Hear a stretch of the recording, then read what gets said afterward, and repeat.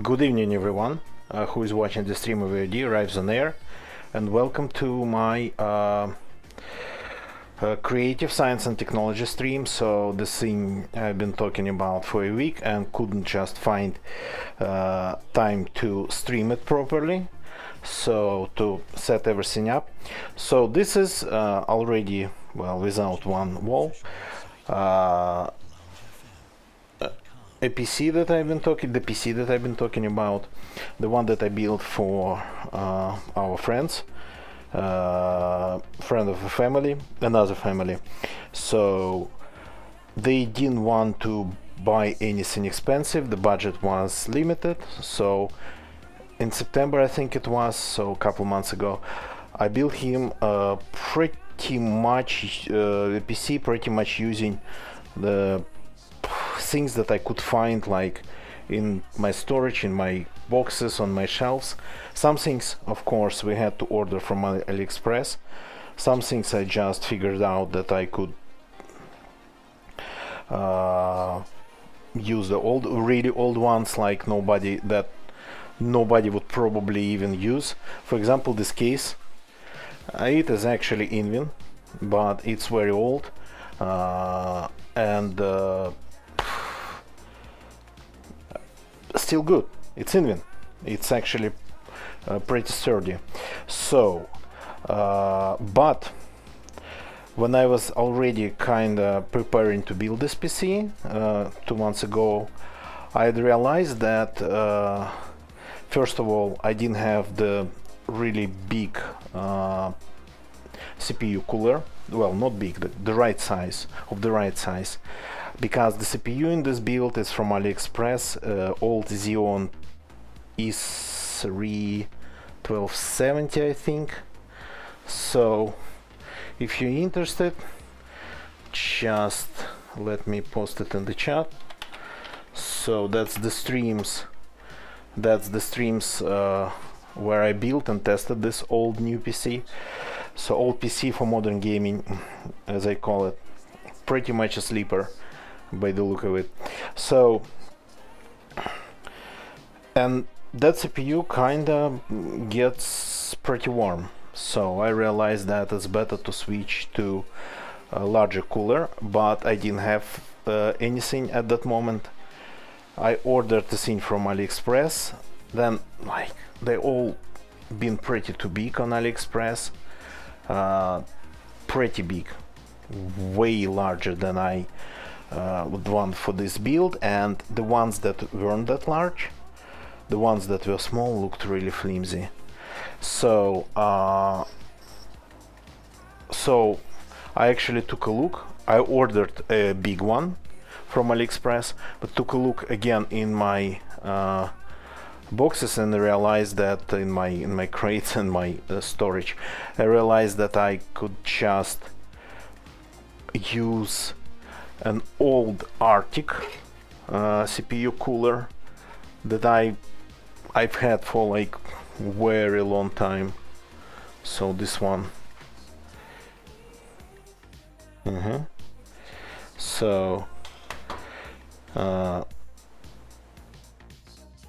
I used it in my, well, one of my PCs that I'm not actually really using right now. So, but again, I decided then I'd ordered then a big CPU cooler for that PC and use this one that was in another PC that I actually forgot about. So a little bit complicated, a chain of swapping, but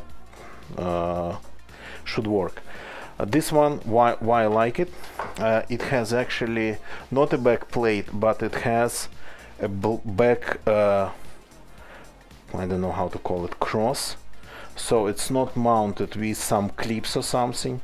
It's mounted properly through the motherboard with proper screws, and well, that's the right way actually to mount tower coolers, big ones. So this one's just right. Not really suitable for me these days, because the CPU I was using it on, it was like 2011-3, a little bit too big for this square here, but contact surface, but it's actually just right for the CPU there, for that Xeon, so just of the right size. So, but in order to actually do this, we will have to disassemble the whole PC. So let's start working on this. So another upgrade, probably the most important one.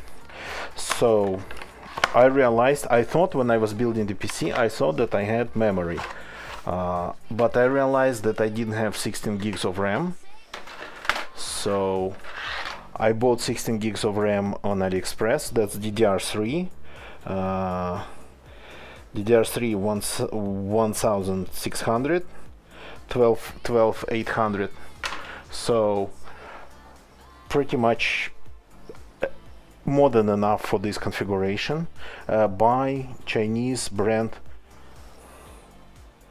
Kilsria, Kilsria,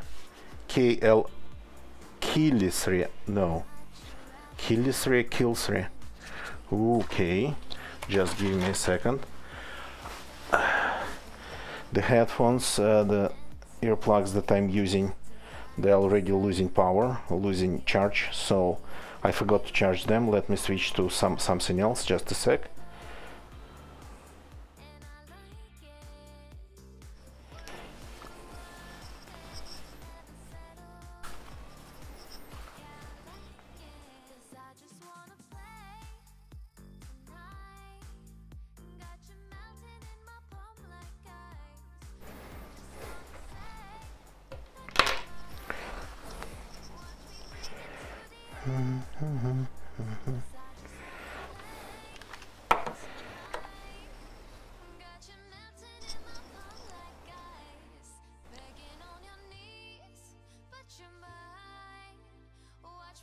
Okay,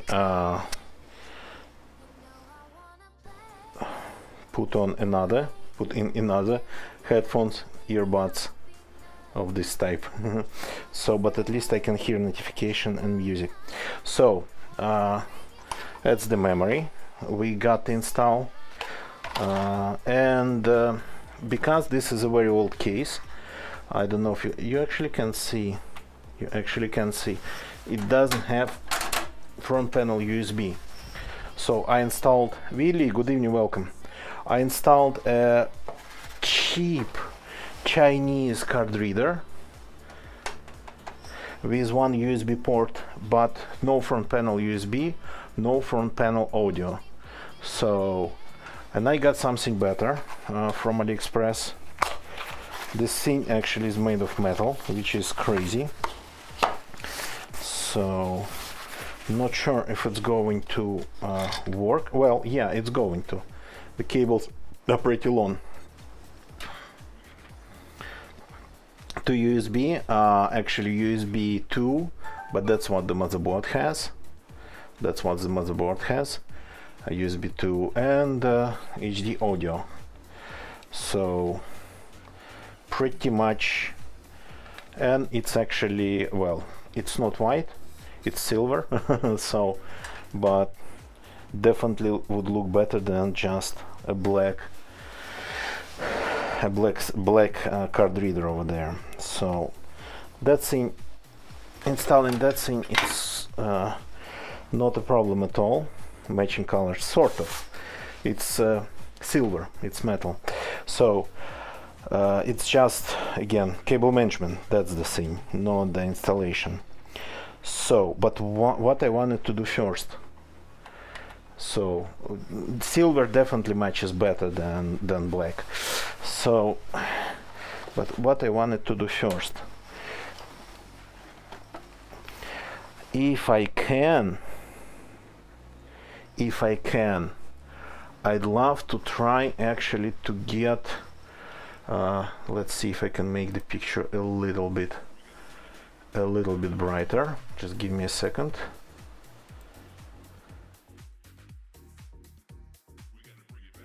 Just like that. Atakars, hello, good evening, welcome. So I'd love to work on these things step by step. Okay, give me a second. Actually, I hate when it's dusty, all covered in dust, and let me get at least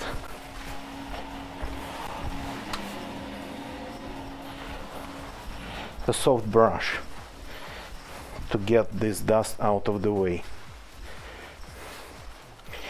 So I wanted to do this pretty basic upgrade step by step. First, I'd love to try memory first. So I bought this, where is it? These two DDR3 DIMMs from AliExpress by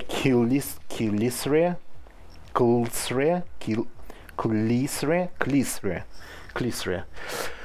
So probably some old recycled memory with new radiators on it, but the brand's actually Klisre. Well, it's not like not something completely fresh. It's, I think, at least on AliExpress, it's well known, been there for years. And when I was building it, I thought that I had memory, but what I had, it was only 4 planks, 2 gigabytes each, which is not good at all. So let's see if I can actually get in there and make it work. I'm not sure.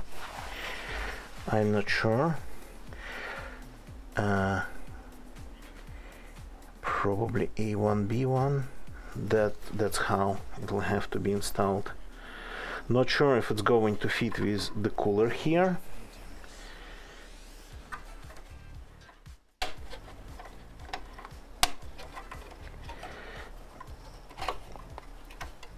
Because this memory has radiators and I didn't actually measure anything. This one doesn't, so pretty basic memory power, absolutely unbranded memory power, planks of Hynix memory, so very old. This goes away, not supposed to be there, wasn't supposed to be there in the first place. Okay.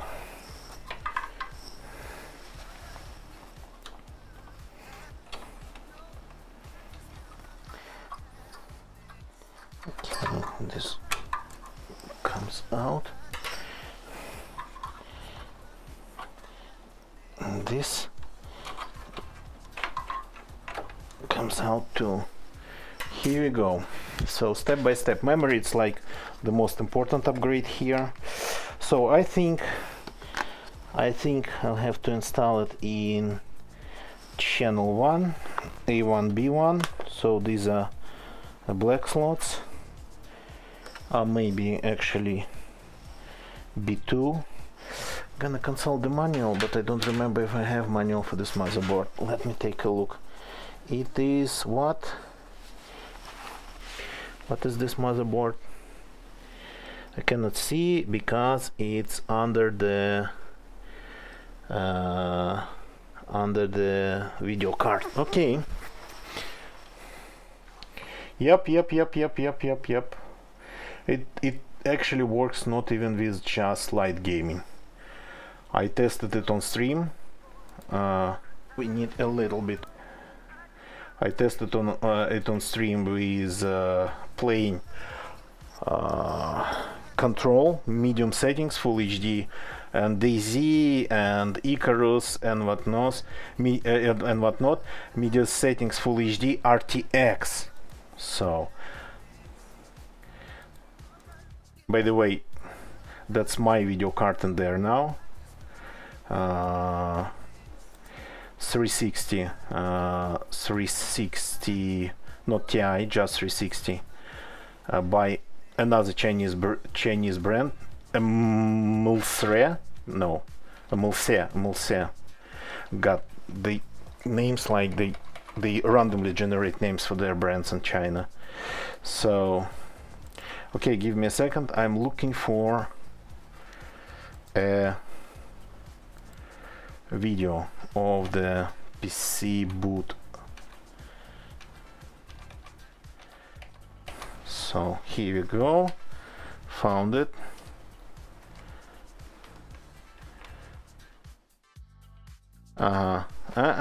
Stop. Just a second. Can show it to you. This here. Here we go. P8H67-M Pro. P8H67. Okay, let me find it. Oh.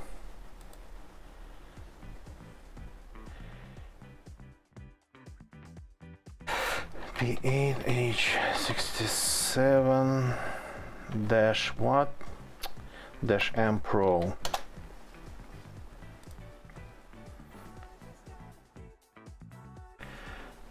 Come on, open. Manual and document. User manual, user manual, user manual, user manual. Here we go. In English. Installing memory. Yeah, this is this one. Following along and ASUS. Yeah, I found it. So we have it.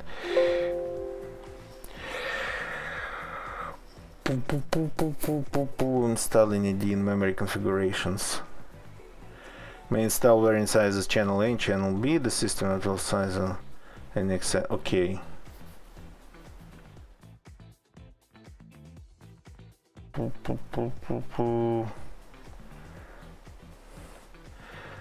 Doesn't really. Oh, might not actually work. The memory I just bought. Okay. So it's not channel 1, it's channel A in channel B. It's channel A in channel B. Interesting.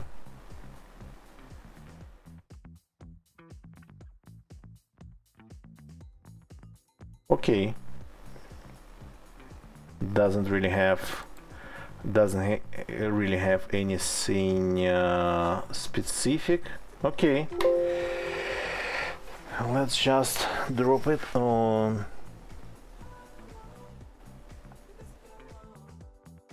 Yeah, that's not how it's supposed to be.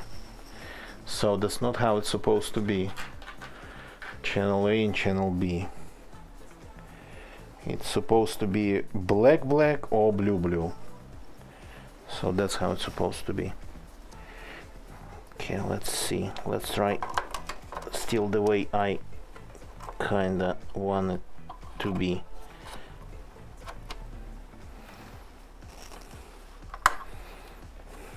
If it doesn't detect it, then I'm going to end up with 16 gig of DDR3 memory that I don't need. But yeah, the manual was released when the motherboard was released, but then there have been years of BIOS updates, so testing other memory configurations. Okay, seem to be locked in there.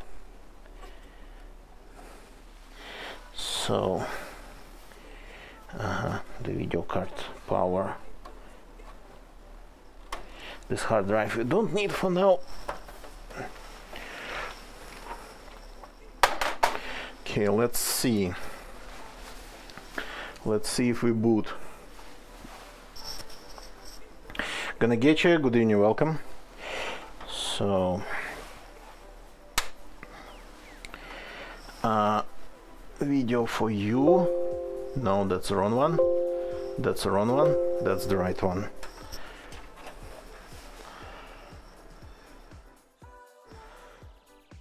Okay, we have video output. We have detected all the memory. Booting Windows. Okay.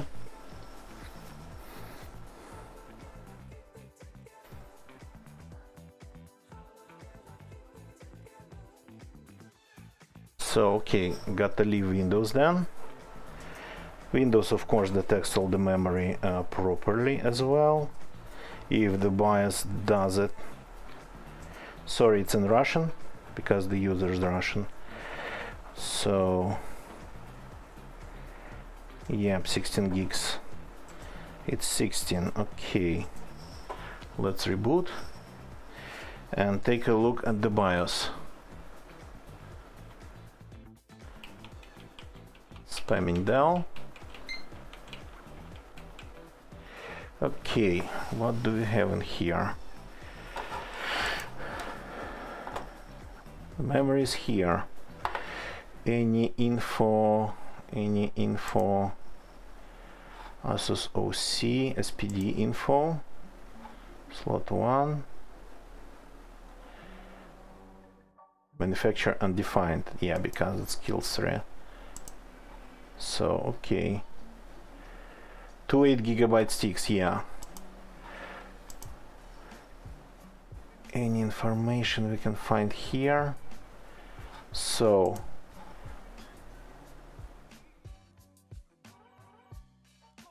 is it possible to tell in this BIOS if it works in actually dual channel mode or single channel? Okay, let's try to boot just memtest and take a look there.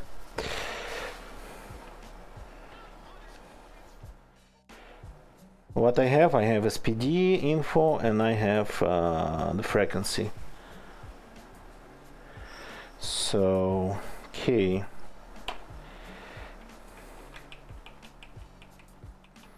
Let's try memtest then.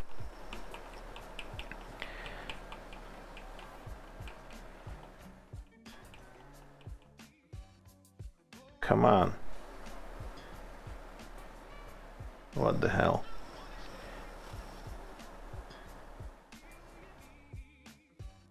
Now it's not posting. Took some time.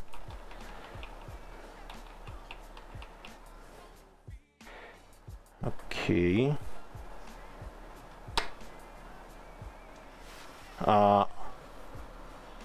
Lost UEFI. Interesting.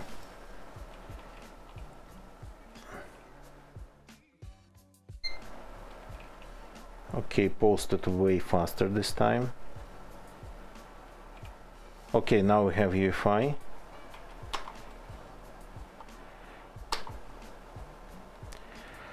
Normal mode. Okay.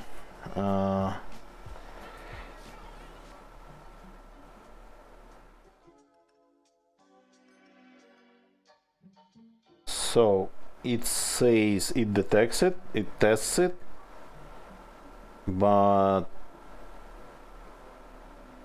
the memory speed seems to be okay. But as you can see, the CPU is a little bit actually hot. So the memory speed seems to be on par with the old memory. Okay, I guess dual channel or not, but we are running in at least in some mode that it's not slower than 4 planks that it had before. Okay, there's that. Interesting though that it didn't want to actually boot at first, didn't want to post and initialize devices, and when it finally posted, it lost UEFI. Okay.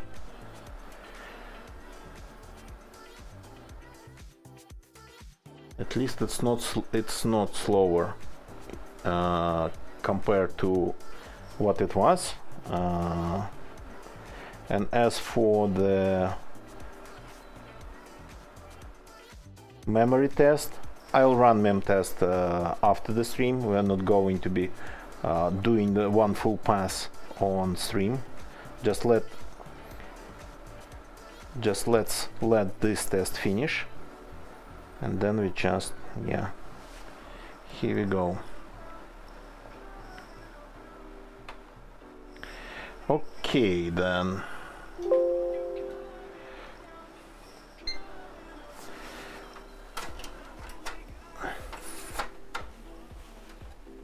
Okay, don't turn on. No. This machine has an interesting thing. It doesn't have the case doesn't have a reset button, so it kind of reacts on a single press on of a power button. Kind of reacts like it's a reset. Okay. Now the annoying part.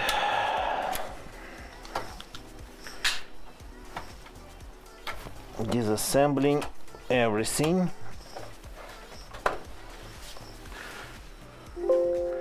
Because in order to install this cooler, this new cooler, I will have to get the motherboard out of there. So, and this is gonna be some serious pain. Very serious pain, actually.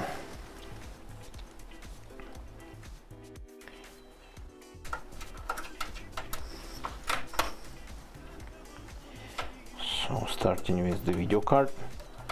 So this is my video card that I bought like a year ago on AliExpress.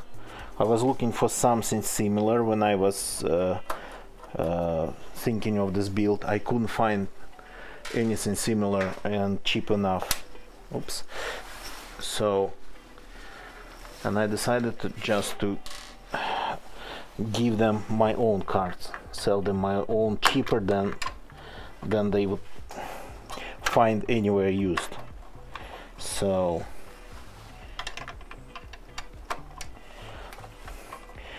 and I myself, so another Chinese brand, MLLSE, Mulse, so works. Probably again refurbished chips and whatnot, but the board itself and radiator and coolers, everything's new. So, and worked actually very well in my machine for a little bit less than a year.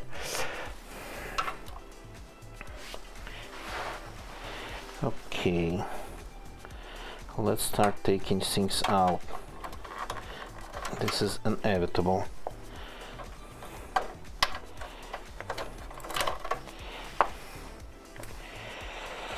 And the power, of course. So there's a SSD drive here. This motherboard is old, doesn't have NVMe, M.2, doesn't have M.2.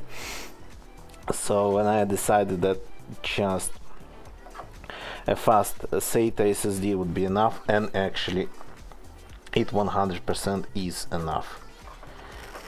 So this here, additional USB 2s in one of the slots, just because I have them. USB 2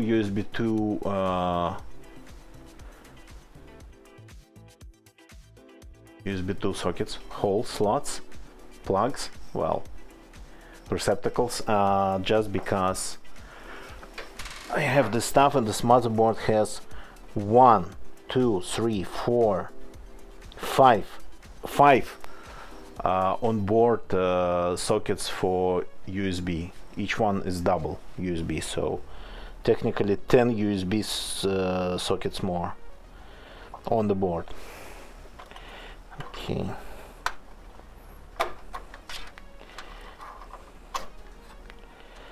So everything goes. By the way, a really funny thing, I have actually that's gonna be hard. The hard drive got to stay. So I have actually found a DVD ROM drive, DVD-R drive, and put it in this machine because, well, I mean, for the sake of it, just for fun. And that's how the owner of the machine actually killed Windows. He installed a very old game from discs, from CD-ROMs. So I pretty much dug myself a hole here by installing this CD-ROM drive.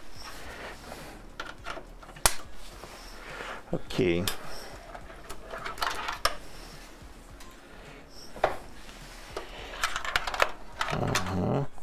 This is nice to have. This we will need.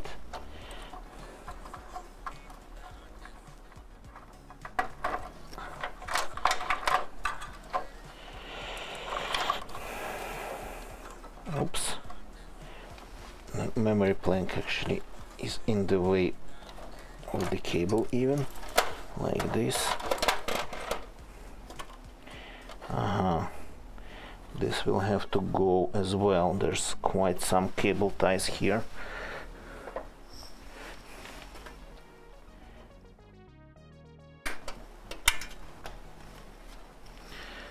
Okay.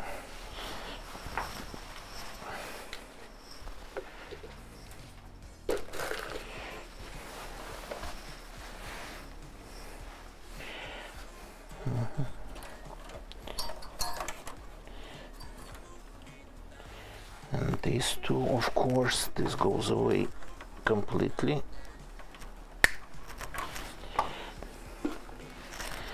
This cooler, this, yeah, I'm not sure if I need to remove the power supply, if I have to remove the power supply.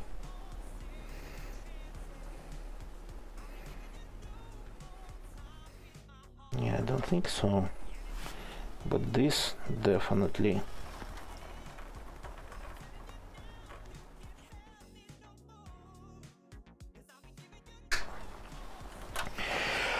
I do remember that when I was assembling it, I put the power supply in after the motherboard.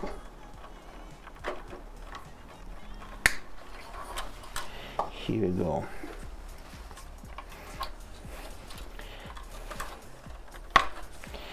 Here we go. Here we go. The motherboard is more or less, yeah, it's completely free now. So let's unscrew it.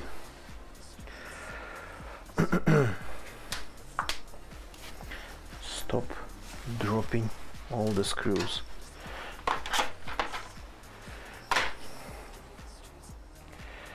Just a second.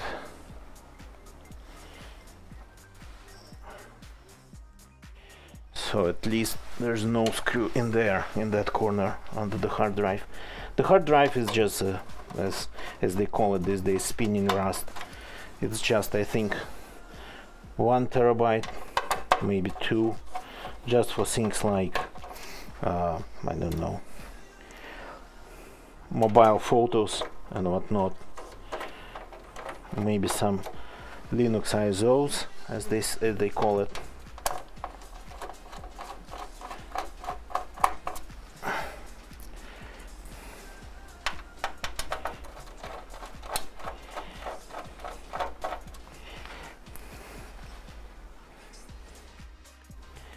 Okay, 2 here, 3 here, 2 here.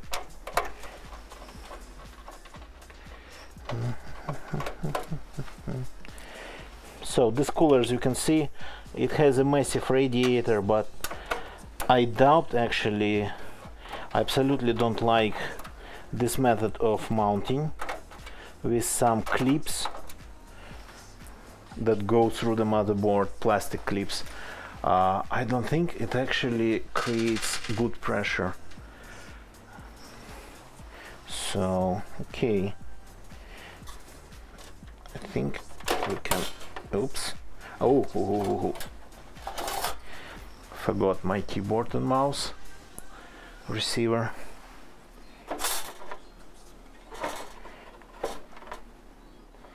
Okay. Okay, this is going to be not easy. The hard drive's in the way. The hard drive's in the way.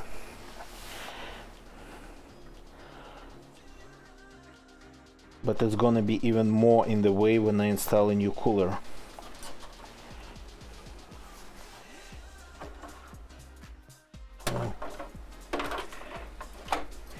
If I remove memory, because this case is small, if I remove this memory stick here, I have to play a little bit of step-by-step Tetris. Here we go. Okay, good.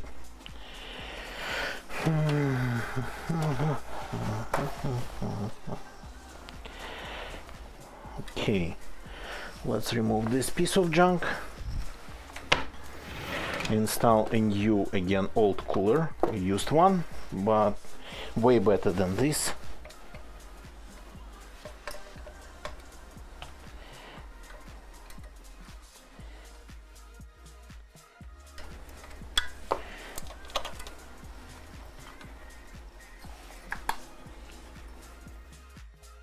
Okay, another memory stick. So, but the order of these actions actually is important.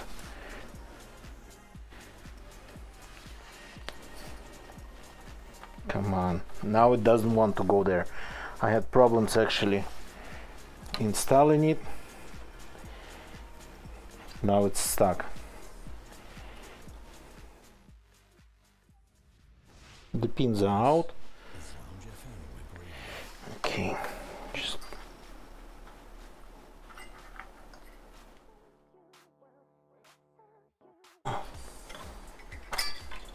here we go. Yeah,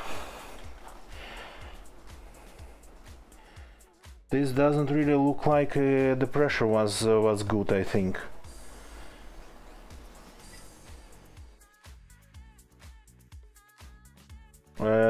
Doesn't really look like it was spreading right at all. So it's a little bit too bright to see. If I maybe use the phone, that can give better picture. So just give me a sec. It's a little bit slow.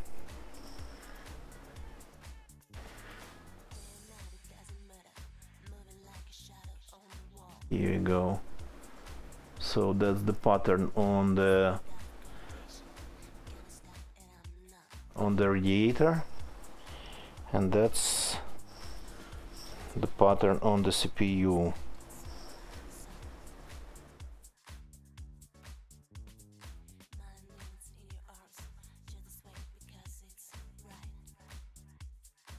I'd use only this phone for streaming as a camera, but it's so freaking slow. Sorry, that's gonna be probably too bad. Okay. The delay is huge.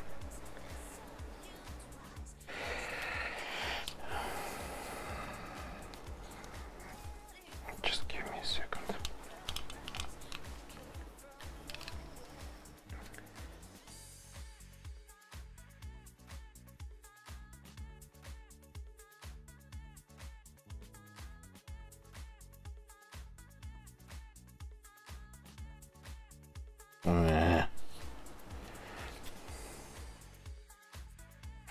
Okay.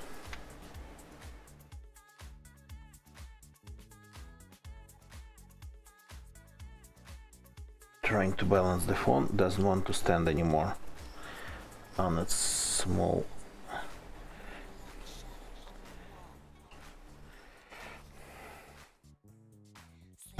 stand. Just a second then. Here we go. So this just goes away. Let's clean the CPU and install the new cooler. Just using a couple of paper tissues and a little bit of alcohol wipes.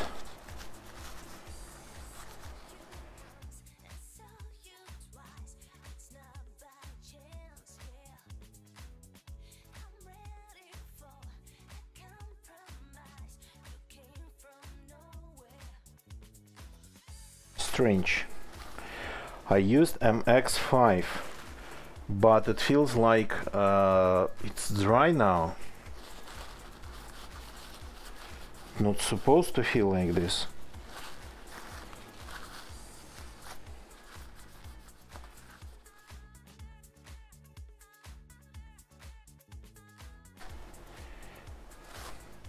I don't know what happened to the paste. Supposed to be a real one, not something fake. Just give me a second. Let me get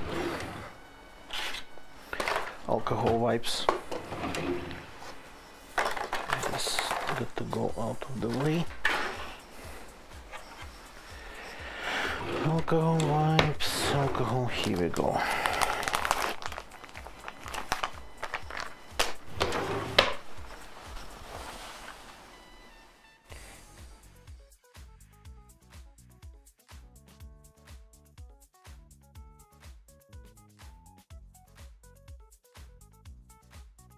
Good as new. Okay, now the screws, the bracket, and the radiator of the cooler. So I just remember which screws to use. I have like, I actually have a bunch of Arctic coolers that use this mounting system, but only this one I kind of don't need. I forgot that I had it in one of the machines that I'm not using. So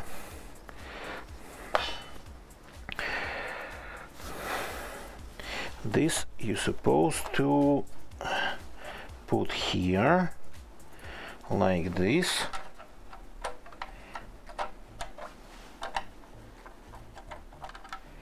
Yep.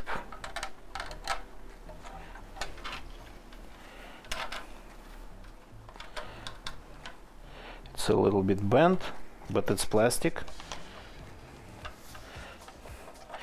And in order for it to stay in place while we're moving it back and forth, this one has some double-sided tape here that maybe actually, oh no, it's not dry. It's still there under these white pieces of protective paper. So just to keep it attached to the motherboard while we are working on the other side of it. So there's that two cuts here for these two screws of the slot.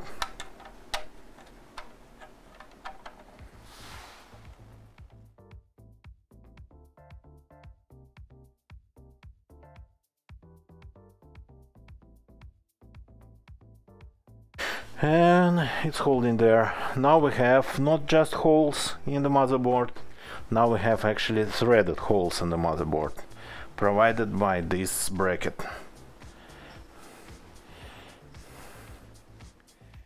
I hope there's enough space under the motherboard. Should be, technically.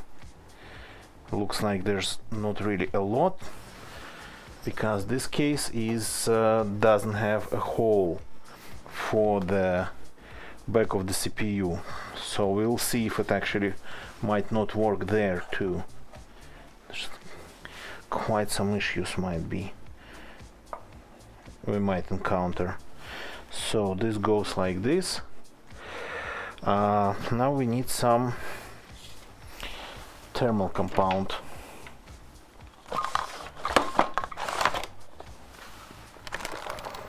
I have really old MX4. Let's use MX4 then.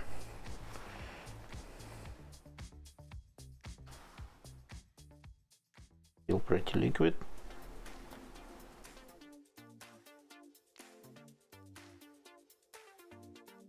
So this is a CPU of standard size, and I've just used way more than it's needed for the CPU of the standard size, which I don't think currently anything on the market that's of standard size. They are all now more rectangular.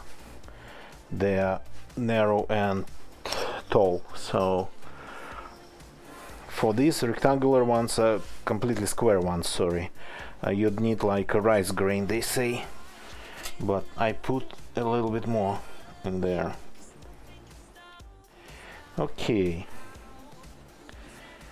doesn't look like the radiator itself blocks anything, but when we put the fan on, it will block, of course, the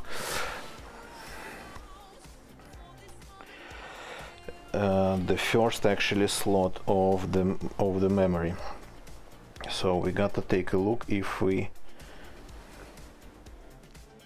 yeah, we should be able to still put it in there.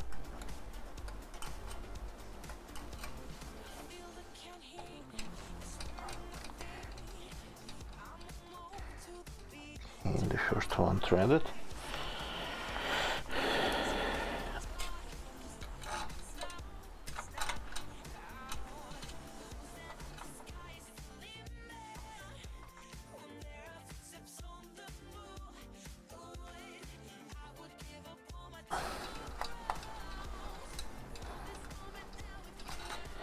Yeah, I threaded it through the wrong hole, I think.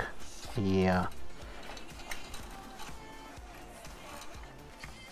For this socket, you use smaller holes.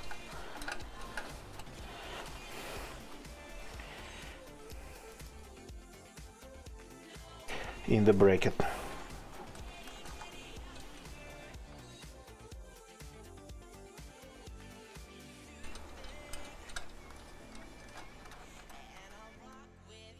Here we go.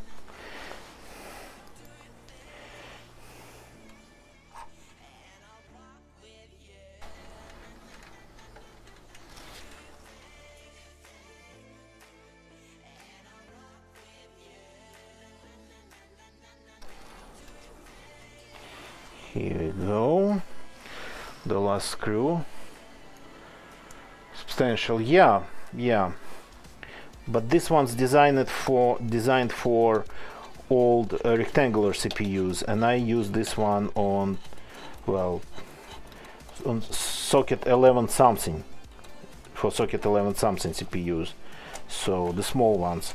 And I've been using this one on a big Xeon, which is not right, on a 2011 rectangular Xeon. That's not how it's supposed to be used. Technically, yeah, the specification, it mounts there, but because the coverage of the surface is not full, not creating contact with the whole surface of the CPU, of the heat spreader lid of the CPU, heat spreading lid. So obviously for these big Xeons it's not enough, for 2011 socket Xeons, but for 11 something, 1100 socket Xeons, it's 100% enough. Okay.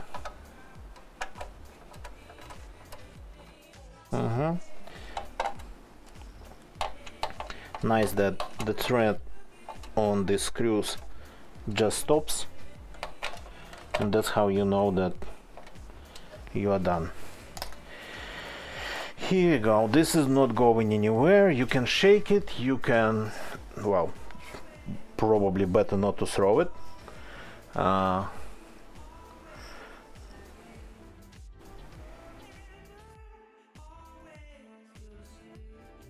So this one, it's not even covering the full square of the CPU lid here either. I don't know if you can see it or not, but of course if you take a larger CPU for 2011-3 socket, that covers even less there. Okay, let's take a look what's going on with the memory here. If we put this one in, pretty tall.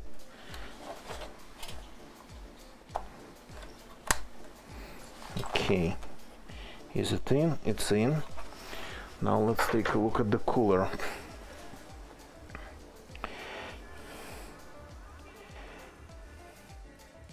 Doesn't have top or bottom. Okay, just literally goes there on top of the memory module. Just like millimeter to millimeter. I don't know how to show it to you. Just pretty much sits on top of the memory module. Here we go. Yeah.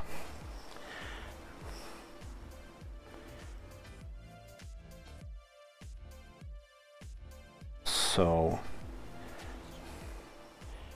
and it's mounted right, so this here thing here, sort of an overhang, goes on top. That's how it's supposed to, but there's almost no gap in here between this overhang and the top of the radiator, so that's how it's supposed to be.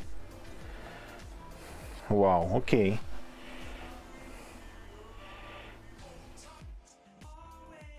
So, and we'll have to then route these two where? On the other side of it. So technically under it. Yeah, okay. Let's remove it for now then.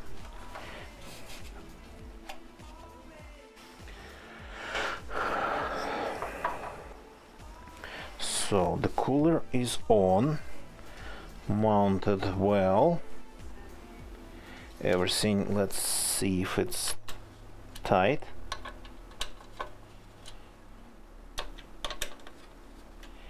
Here we go. Everything's tight. Let's try to put it back, put it inside the case.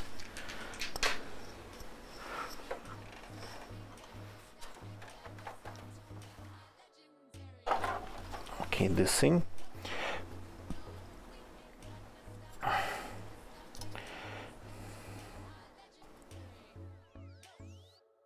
Just a second. There was a couple tabs here that I didn't see the last time, and they ended up in a hole in the port, one of the USB ports, and I just bent them out of the way. Now I'm bending them in another direction. So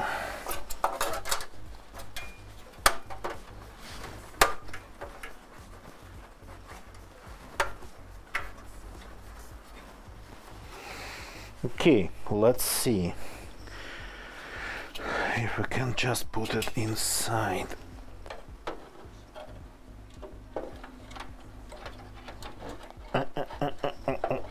Something is in the way.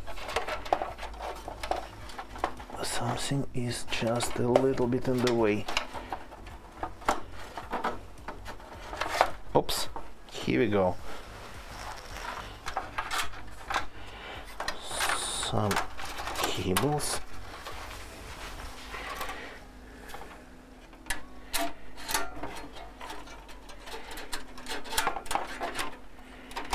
Okay, good sign. Good sign. We have all the ports of the motherboard aligned with the back panel.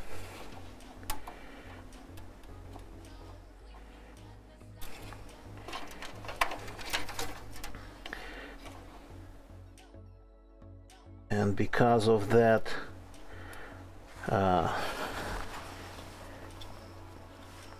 CPU cooler bracket, it's a little bit uneven there going to be, but I think this is not going to change a lot.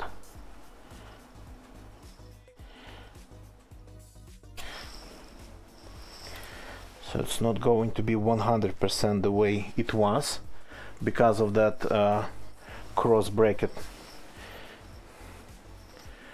but I don't think it's going to be a problem.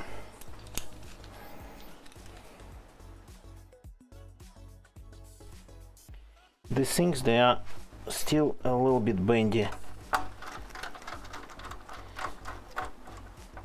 Can be bent a little bit. Actually, sometimes when you install a really big CPU cooler, at least it used to be like that, it would, and if you'd ever tighten it, it would bend the motherboard in a pretty bad way.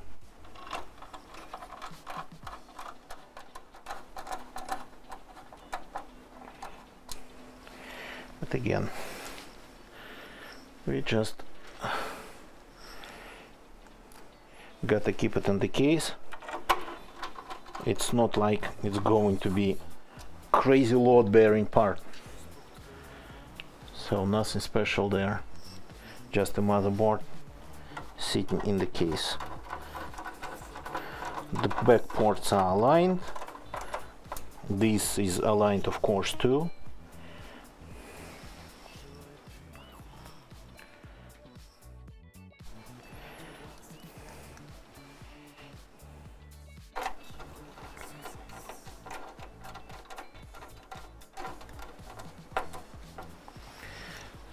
Here we go. Just we'll go a little bit easier on the top row of the screws there.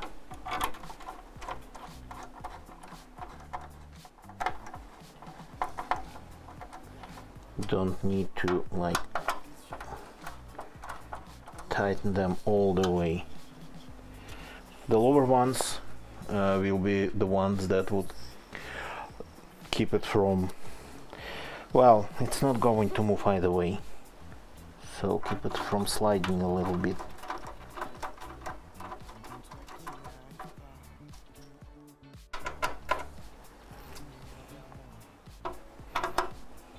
I could have taken an angle grinder, just cut a hole in the back panel of the motherboard panel of this case for this CPU mounting bracket, but yeah, I don't have an angle grinder at hand. I have a Dremel, but that's not really enough for the job.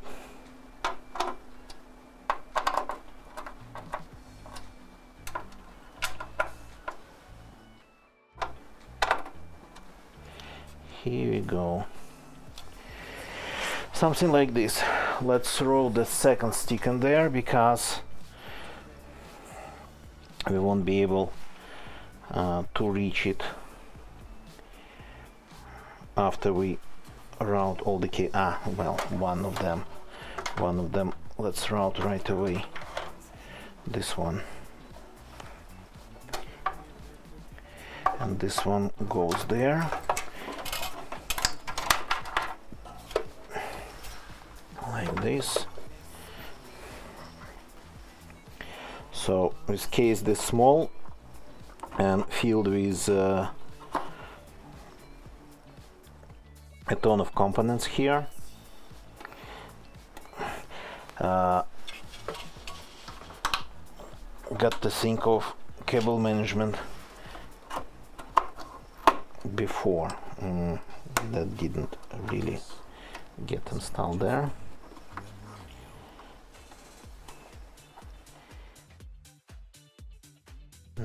in. Okay, so let's test fit the cooler again.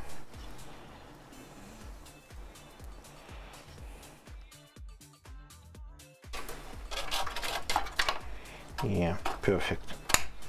As perfect as it gets. So there's going to be a problem with the cables for this hard drive. So the SATA cable, that one is angled, but the SATA power, it's not angled, so we'll have to take care of it and prevent it from bending and getting into the cooler, into the fan. So this got to go here.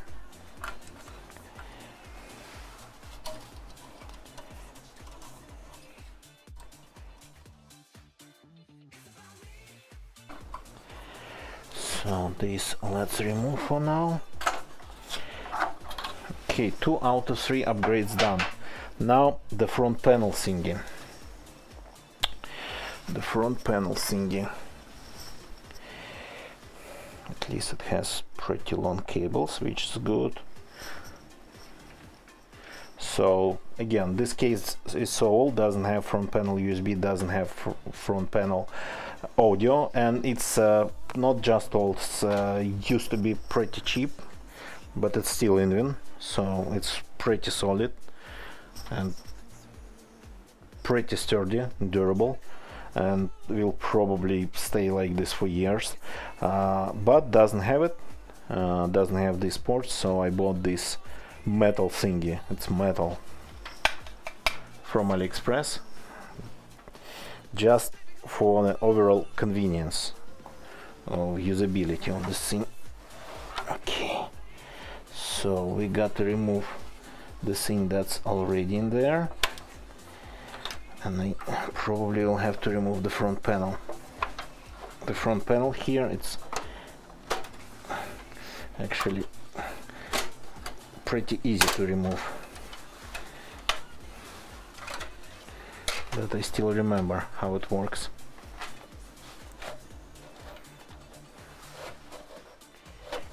And this has its own cable.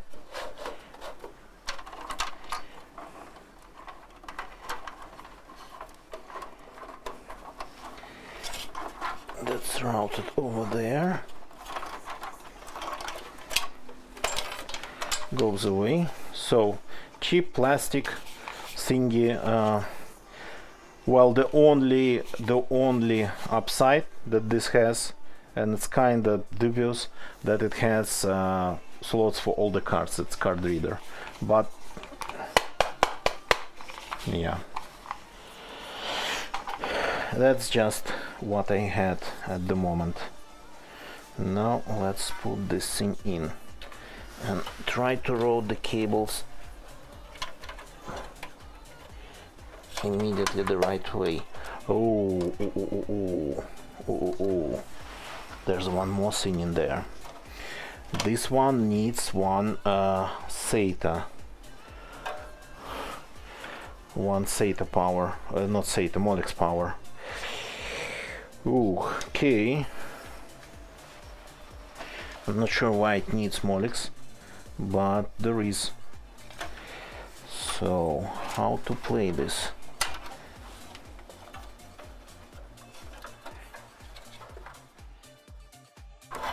So that's the probably the longest. It's the cable's already managed. I don't want to unmanage it. So let's see.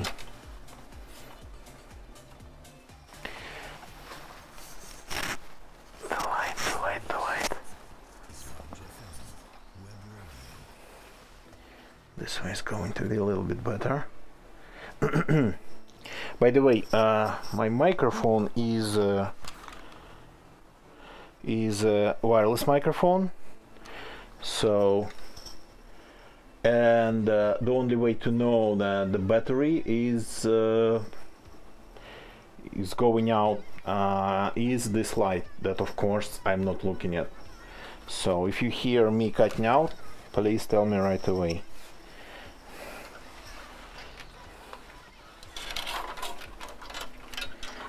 Okay, let's see. Let's try to manage this somehow.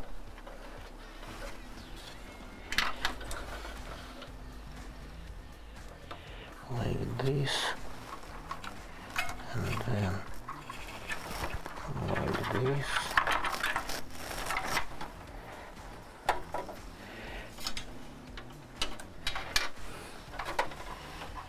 Like this.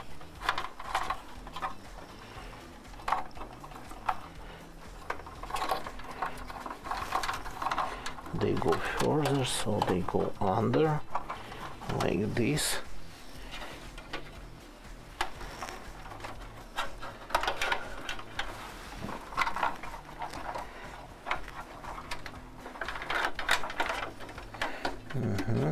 Oops, got stuck a little bit already. Now the Molex.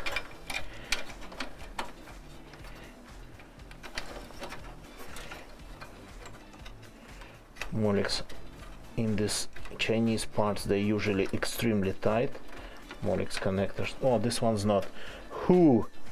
Okay, that was probably the worst part.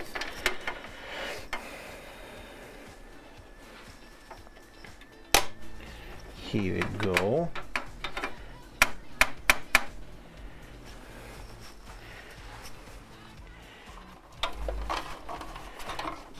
Cables, they go like here. Good, but it's kind of moving here, so we got to try to add some screws in there, if it has actually any threading in these holes.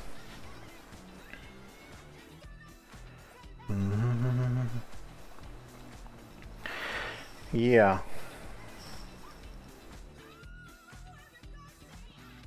The microphone's microphone.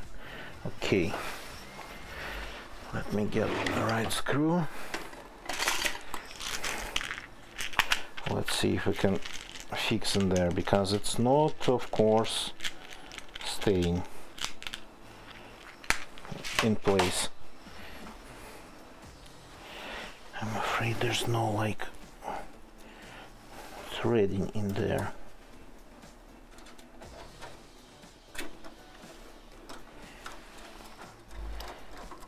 I know there is. Okay, better than no threads at all. So that's how it looks.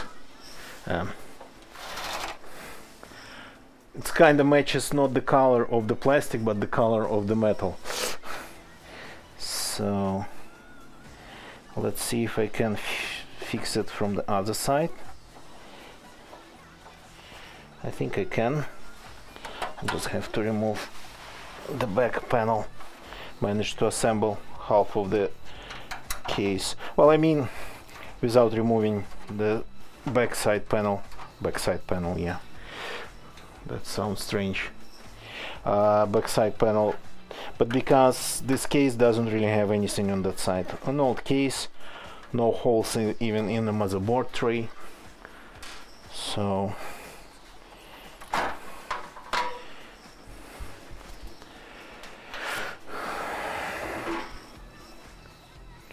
well, there is some sort of access here, so technically there is some sort of access in there.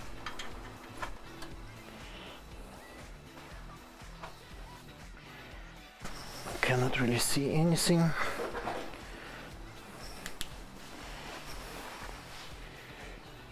Anything with threads visible? Yeah, probably just one. Yep. Let's try to screw in Where's my screwdriver? A screw in there.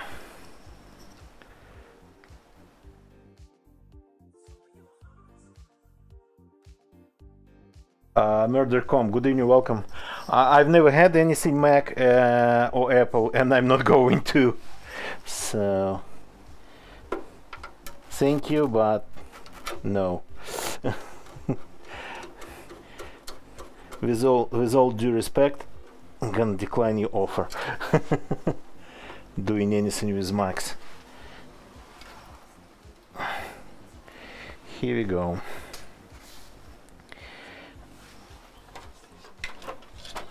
So now this is not moving at all. Good, that's what we need.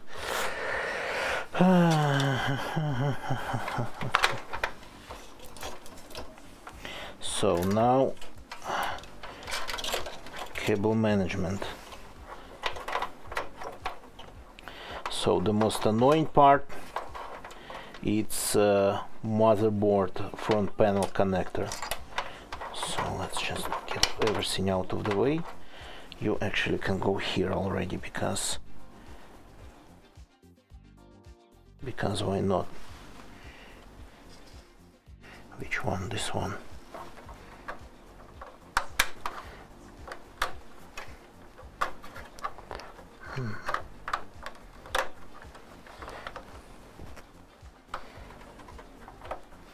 Here we go.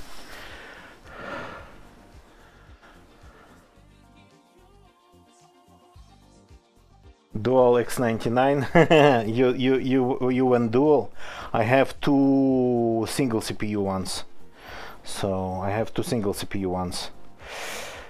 Well, I mean, one that's working, but I'm not using it on Huaneng motherboard. And another one that's not even built yet, but there's a Huaneng motherboard and a Xeon CPU. This is a Xeon CPU from AliExpress on a consumer board. I don't exactly remember the socket here. So and my server is running currently a Xeon from AliExpress as well. So stuff like that. It's magic when you can get two CPUs to boot. Yeah. I thought of it, but I decided not to go that way. Okay. Motherboard front panel. Oh boy. Power LED, speaker, hard drive LED.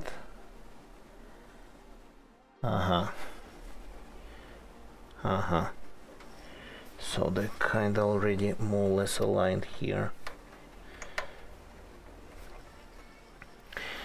So then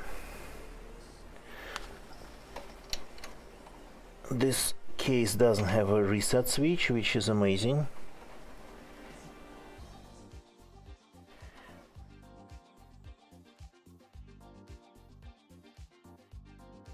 Here you go. That's power, right? And sound. The beeper.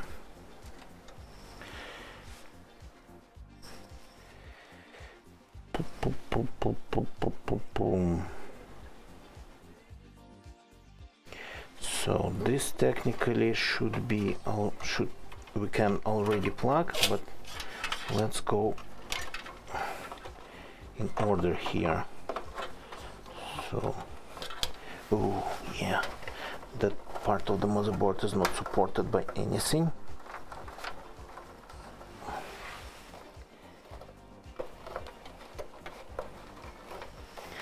Like that. Oh, this has to be routed under it.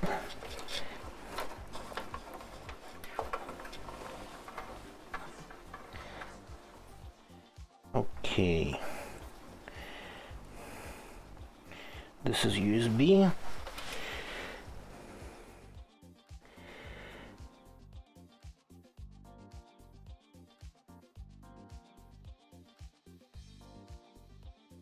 and this is audio.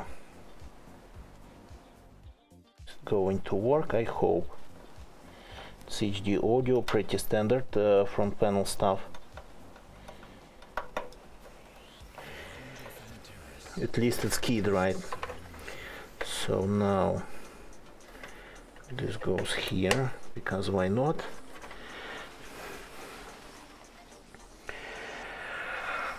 Now aux power. This is not it. This is it.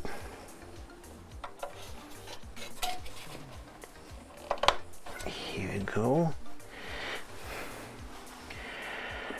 The Molex isn't there, right? Right. This one has Molex. This one has everything.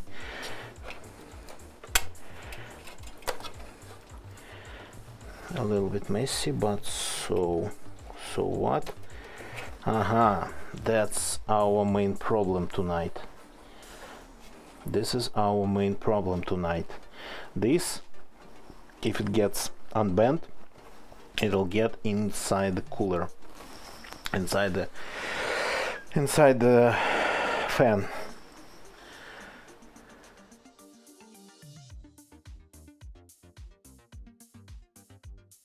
Yeah, well, I mean, it is technically dying, but then I built this machine with this, it was E3 1270 V2 V3, E3 1270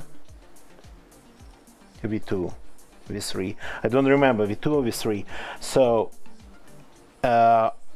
added 3060 to the mix, and then I was able to actually play Control with RTX on and DLSS with like medium-high settings on this machine with like 70 stable 65 75 frames per second. So maybe it is dying, but if you have a motherboard that takes it, and this is a motherboard, one of the motherboards that takes it, so if you have it, it's not XX99, so it's 1155, 1156, I don't remember, 1125 probably, or 51, I don't remember, sorry, they're all kind of the same. So initially this motherboard had like just a plug-in CPU, something with 2 cores in there and very low frequency. So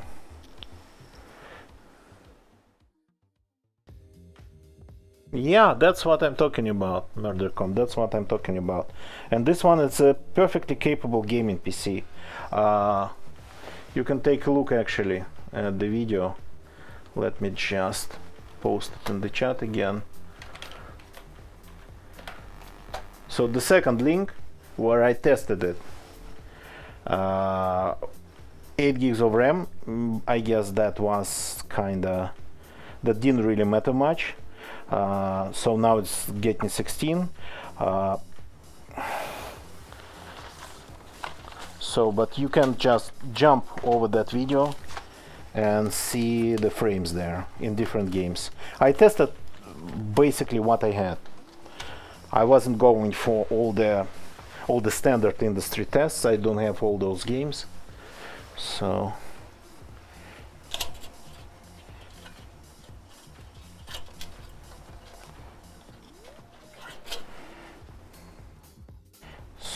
and of course I tested DayZ because I played just like a ton of DayZ. This is not my machine. This is for a friend of mine, and what I'm doing right now, I'm upgrading it. Just adding more memory, a better CPU cooler. Come on. Here you go. Because this is still Xeon, so it's better to cool it. the right way.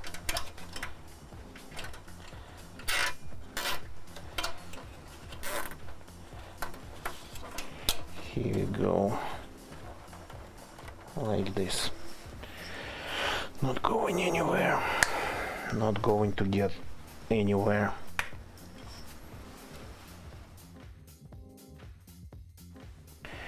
Okay, so SATA cables and the cooler and the video card, and yeah, this bracket. Well, I mean, not that we need it, but since this motherboard is crazy, it has 5 onboard double USB ports on board, so at least some of them we could use, right?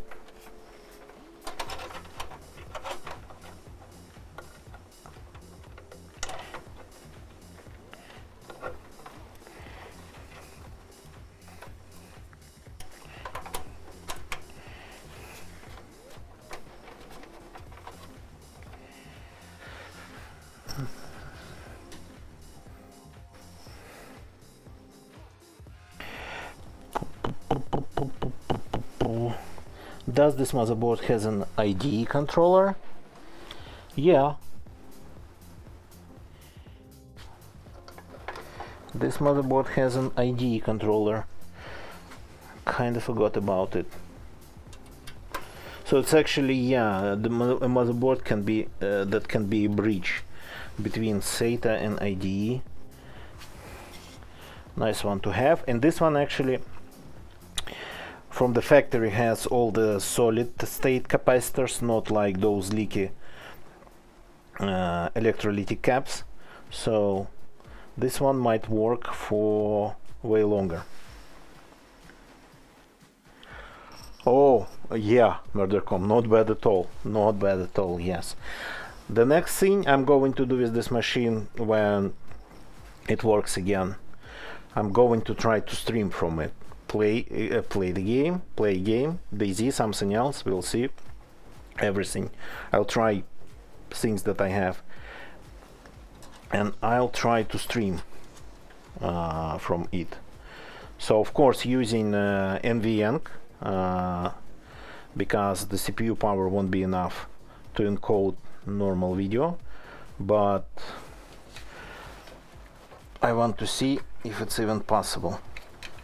So pretty much I've already transferred my OBS configuration here, so from the main rig, and I will try it. Just maybe not today. It's getting a little bit late. Yeah, I'm telling you, it's an IDE controller. So if somebody needs like to connect to old stuff here, then yeah, it's possible. So it doesn't have an M.2 though. But I decided that for this type of gaming, for this type of user, it's not going to need an NVMe drive. Okay, SATA. So the first one's here, this is the second one.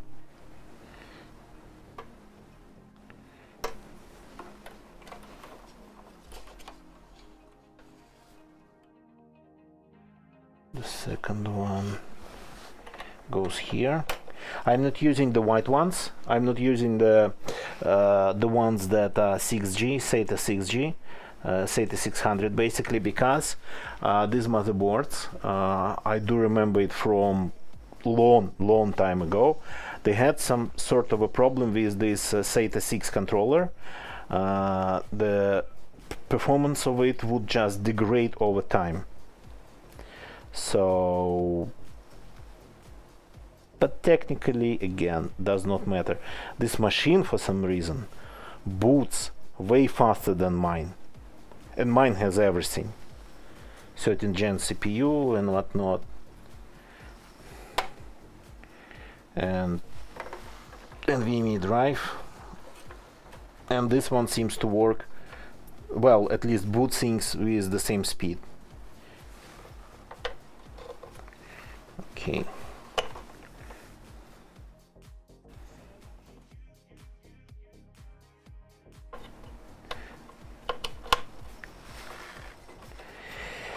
Okay, I'm a little bit tired of every time managing it right, so I'm just going to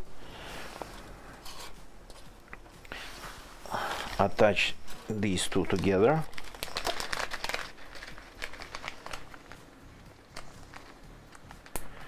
Zero to SATA is actually a good idea. I didn't think of it. RAID 0. Yeah, I didn't think of it. But again, even just 300 megabytes per second, that's what SATA 3 can do here. SATA 3G, even that is enough.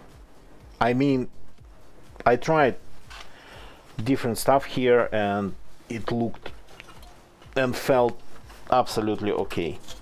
Most of the time it's like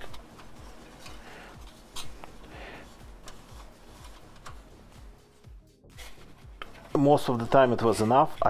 Most of the time I didn't really encounter situations where I would need higher throughput from the hard drive.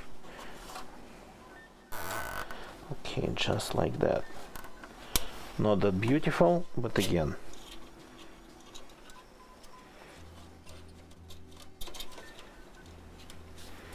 Maybe even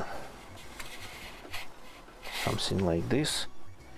Maybe even actually something like this. Yeah.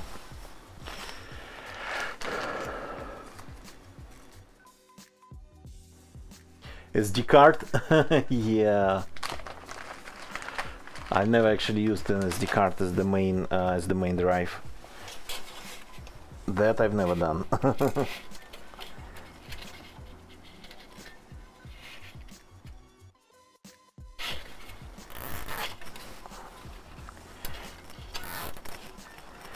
Like this. Yep. That's better. That's better. Safer. More secure. And this one just goes away. Here we go. So this is connected. This is a video card, and the only thing we have to is just to put the cooler on, the fan on. So again, this one's used. I wanted to order something from AliExpress because I didn't remember that I had this, and I used this one on actually X99 2011 CPU. That it's not good because the contact surface, the square centimeterage is razor low on this one, so it's not good for those big CPUs. Way better for the old rectangular ones, for square ones. So, but I was looking for something on Ali, and I couldn't find a cooler that would 100% fit in this case. I wasn't sure about sizes, and I couldn't find a CPU cooler that would have this back side motherboard bracket. So I didn't want anything on plastic pins for this build. Just the game drive, yeah. So okay, this got to go in there somehow.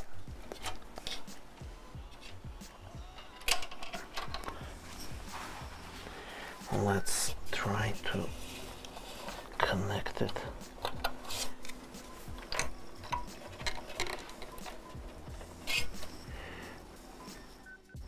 Connect it first and then put the fan on. Here we go. So I didn't find anything that I'd like on AliExpress, so I ordered a new big cooler for that 2011-3 CPU, and this one I'm transferring to this system.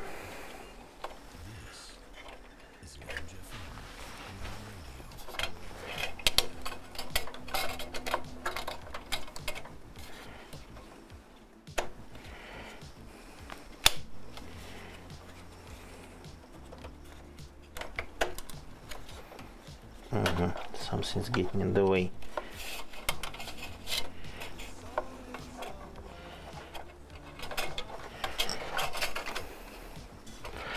Probably the cable.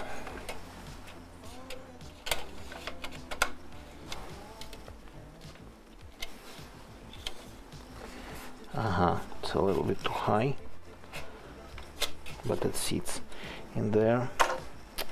Just a second.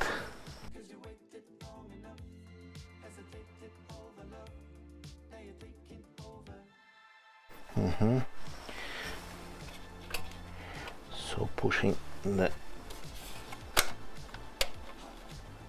cable down. Now, so I showed it before. So basically, the fan itself, basically it sits on one of the memory planks. Okay. And now this. So I don't know if you can see it, but there is this SATA power here that goes to the hard drive, and that one is actually not safe at all. So because it might unbend and get into the cooler. So let's attach this one to something else. Fix it to something else. Kojak, good evening, welcome. So Kojak, I don't know if you heard it or not, I don't know if you've been following, but the PC that I was talking about, the one that I built, the one that I needed to upgrade because I didn't have all the parts when I was building it, and use some temporary parts, and the one that got the one that stopped booting, this one, it's all this one. So the booting problem was literally a very rare but absolutely 100% I don't know, like fixable, understandable situation. The owner installed a very old game from 2016 using actually CD-ROMs. He wanted to play that game. So the game itself is just a game, but because it was on legit, it was like a legit copy, it had Star Force protection on it. Star Force copy protection because of CD-ROMs and whatnot. And that Star Force copy protection, that installed some very old drivers into the system when the game got installed. So, and those drivers, they of course weren't signed. They were unsigned drivers. So, and the Windows, the system just stopped booting because of having not signed drivers on boot in the system. The owner kind of slightly, it was sort of misunderstanding. I thought by his description that the message was no boot device, but no, the message actually was unsigned drivers. So I booted Windows just without need to sign drivers, uninstalled the game, removed those Star Force drivers from auto boot, removed the files, and here we go. Everything is absolutely perfect. So it took me like, I don't know, 15 minutes maybe. So a rare situation, then an old game would kill your system, would prevent your system from booting, but nothing really magic in there, no black magic happened in there. So Easy to understand, easy to fix. Just some old unexpected drivers. If it was a pirated copy, he wouldn't have these problems, but it was a legit copy.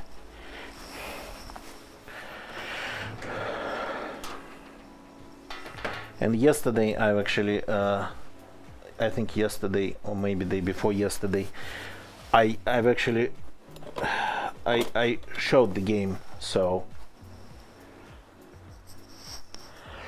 Kojak, very old copy protection, very old drivers, not signed. That's the thing. Yeah, it's a very rare, extremely rare situation. I think even people who just are fans of like really old games, they don't encounter problems like that because they usually use old operating systems. So, but a new operating system with a really old game, that's the result.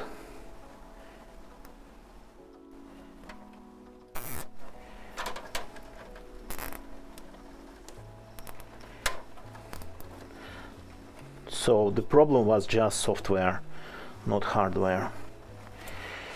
Okay, here we go. This is done.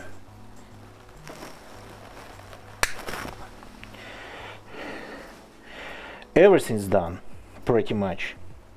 Now the video card, and got to try to boot it. So this is the video card that I had been using for like a little bit less than a year. I decided to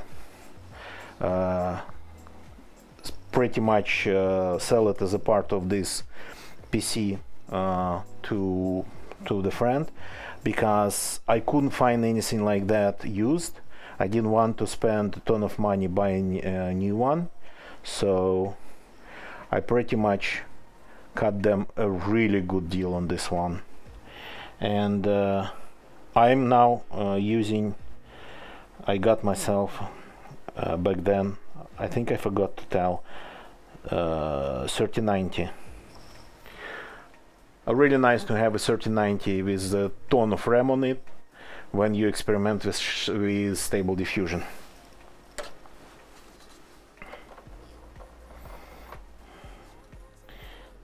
So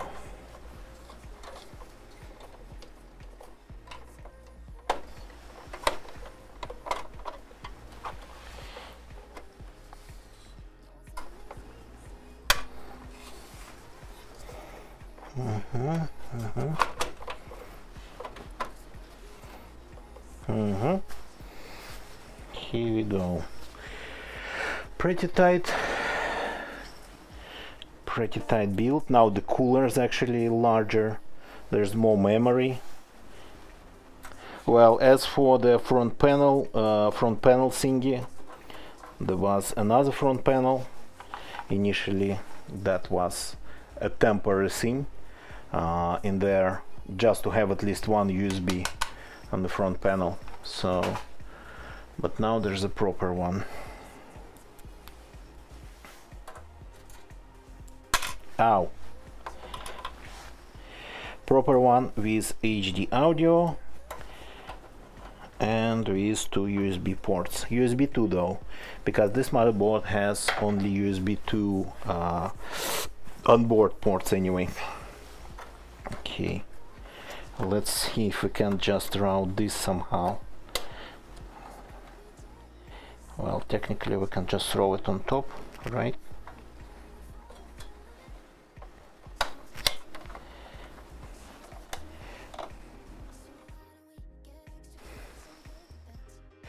Okay, should close 100%.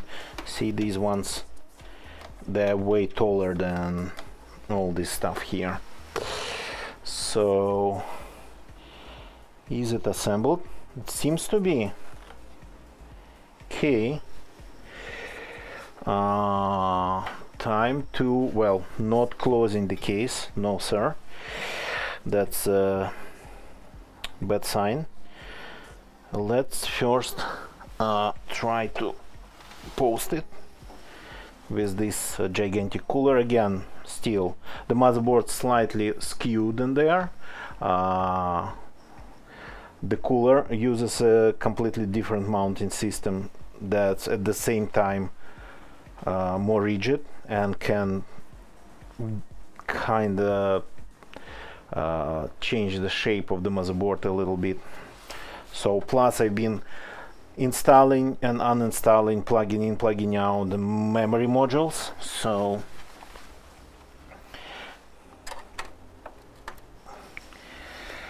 gotta check everything again.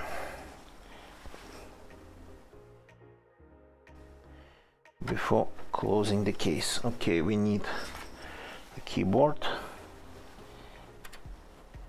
It has actually USB 3 on the back panel, but not on the motherboard, so nothing for the front panel. And for the front panel, if you did not see, you probably did not, that's the thing I bought on AliExpress. 2 USB 2 and microphone and headphones. Kojak, I'm okay, everything's still the same here. So okay, let's try to boot it. We have keyboard, we have video, we have power. Okay, I'm removing the headphones. That's video capture. Power on. The fan's spinning, good. We have output, good. Just checking it in the BIOS. Everything looks the same. Nothing's smoking, nothing's burning.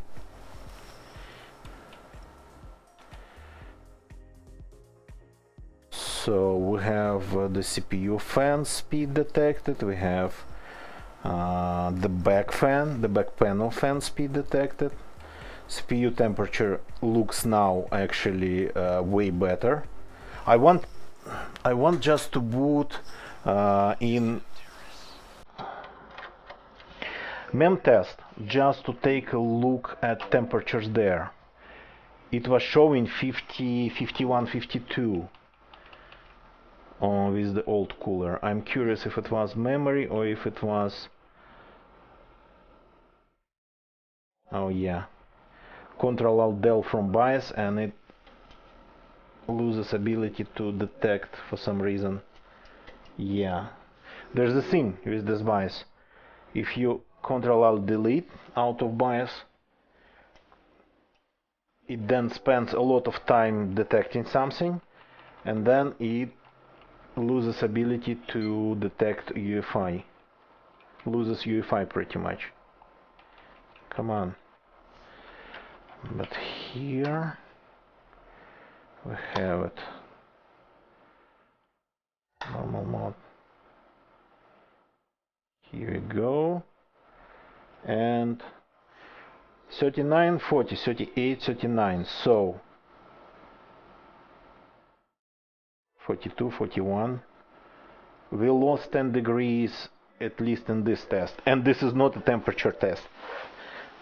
But we lost 10 degrees in this test right away. Gaming Skulls, good evening, welcome. It has an SSD, a SATA SSD, and it has a DVD-ROM drive here.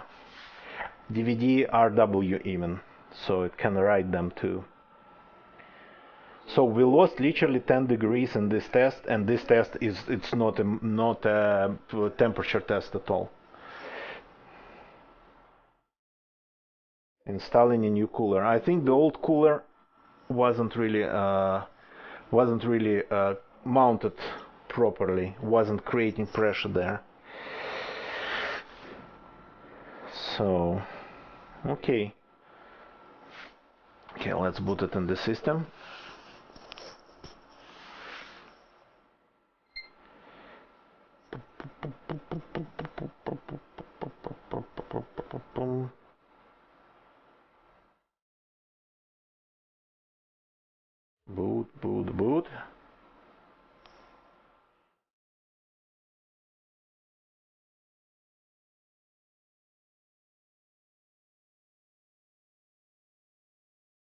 Here we go. So it works, and the memory, we checked it already.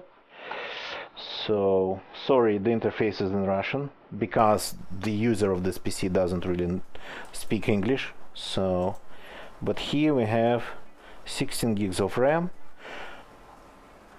One thing that we need to test, this front panel. So let's see if it detects any USB. So let's see. So here we have our drives, and this is our CD-ROM drive. Here we go.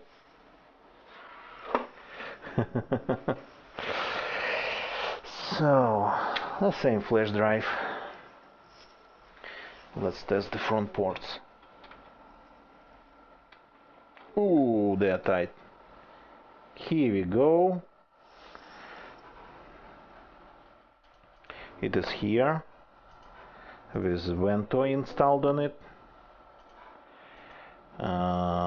So another port. Let's test.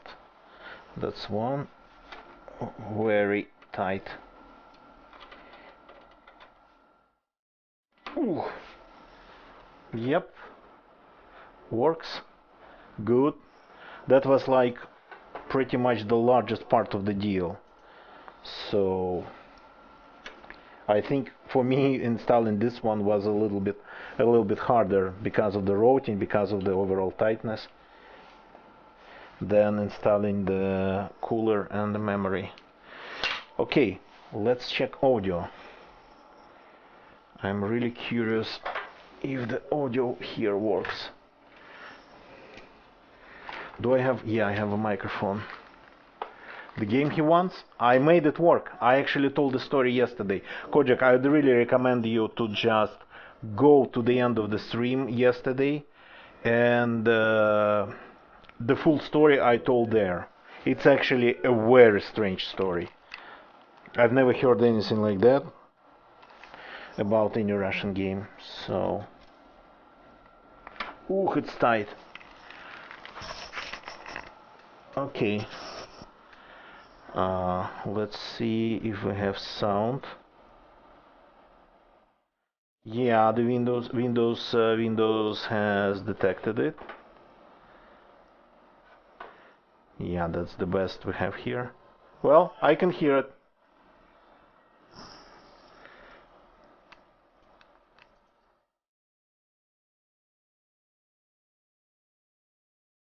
So the game he wanted, I can just show it to you because we are already here. There's no network. But it's an offline game. Oh, I cannot. That's already my account here. That's already my account in here. Yep. Sorry. Well, I guess I cannot show it to you because I switched Steam to my account to be able to test games. But that's the game. That's the game we were talking about. You cannot see it. Called Hard to Be God. So, okay. The microphone. Let's test the microphone. If I find one. Give me a second. Give me a short second. I don't think I have.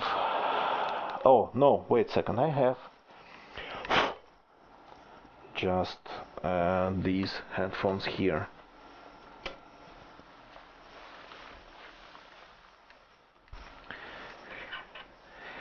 So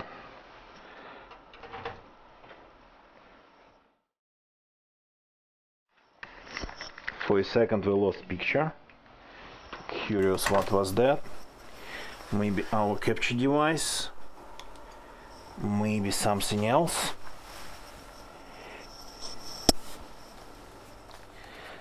So this pretty old Philips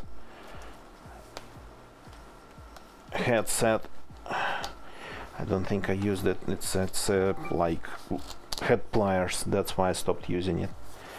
But it has a microphone.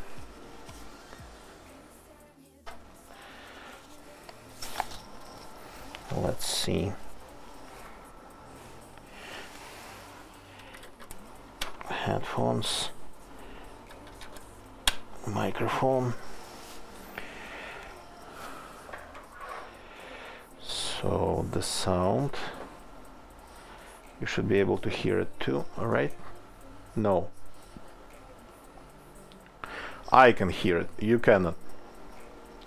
Because it either goes to here or it goes to the capture device. Okay, and microphone. Let me test it. Sound. Yeah, I can hear, I can see already the bar moving, jumping, listening. 1 2 1 2. Oh yeah, of course it's quiet, but why would it be any good? Levels 1 2 1 2. Yeah, amazing microphone, amazing headset, lots of noise, but this is 100% working. Okay, so tested. So I wasn't I didn't worry about the cooler, the CPU cooler, because it's old but still very good Arctic cooler that I just removed from another computer that I forgot that I had it in. So I didn't worry about the memory, because it's like even though it's from AliExpress, it's still kind of a good Chinese brand, as good as they get there in China. So, but this thing, this front panel thingy, that one I was actually worrying about, because it's no name. Well, reviews again and everything else, but it was still kind of, who knows. Okay, what to run here? Maybe a little bit of CPU stress test.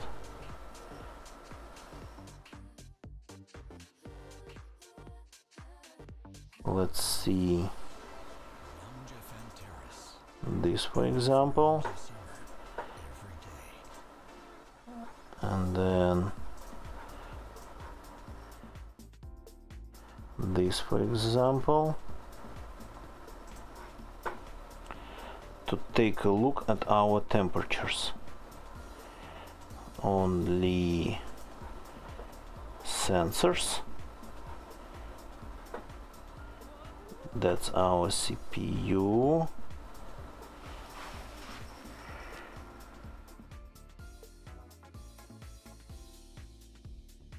And that's our CPU.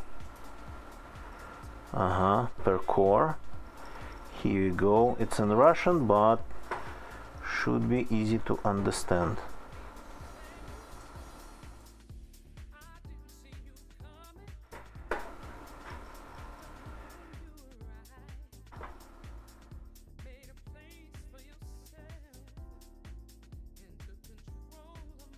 Here we go. It is now working. Hey, I cannot see the first column. Here's the first column.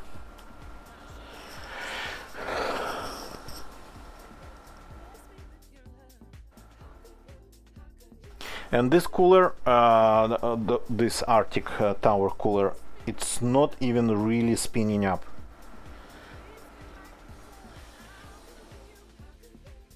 Just the size of the radiator, the thermal mass of it,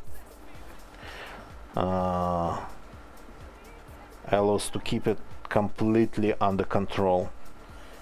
So this one is even a little bit over, probably over a little bit over overkill, of an overkill for this CPU, but better to keep it cooler than hotter.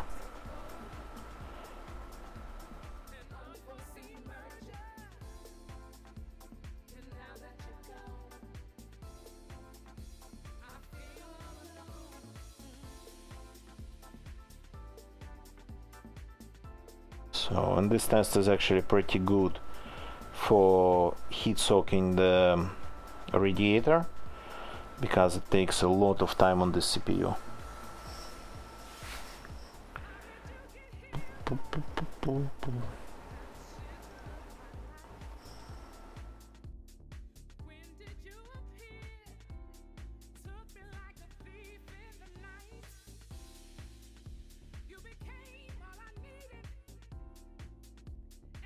Waiting for it. So what's the max? One of the cores is 55. I think it was like 65 with that old cooler that wasn't really a cooler.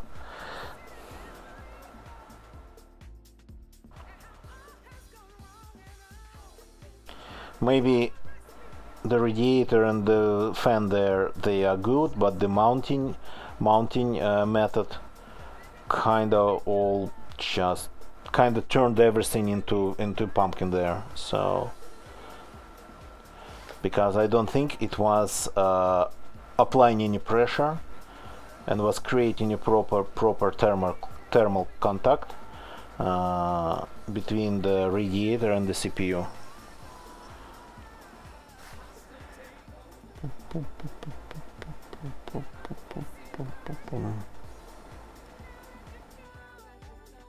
Okay.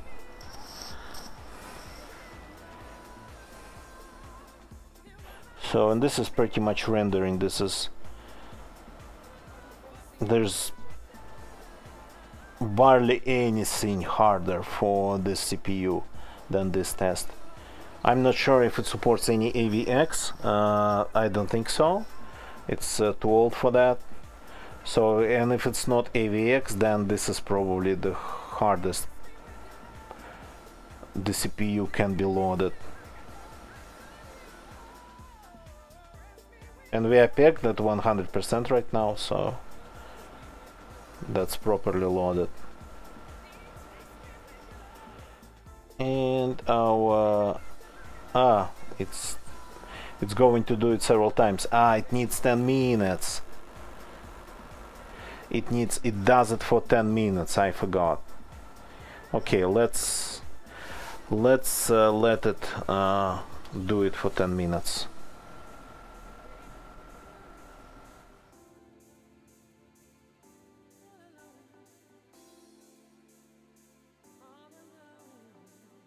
So because the owner of this computer actually mostly plays, oops, I closed it. Freaking hell. How did I accidentally click just that? So okay, so because the owner of this PC plays mostly this World of Tanks, I actually started thinking about undervolting the video card, because he currently has like 150 frames per second on all max settings and full HD in this game. It's not really like a resource hog, it's like pretty basic stuff, pretty basic graphics. So I thought maybe adding an MSI afterburner to auto start, and then like figuring out a little bit of undervolt and underclock for this card, maybe losing like 5 to 10% of its performance, but keeping it way cooler and maybe for even longer, so extending its lifetime. But again, who knows?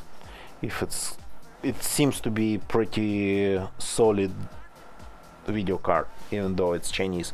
So the chip of course is not Chinese, but the assembly is Chinese. I'm using now 3090 and that thing is very hot, so I actually seriously undervolt and underclock it, because I mostly play DZ.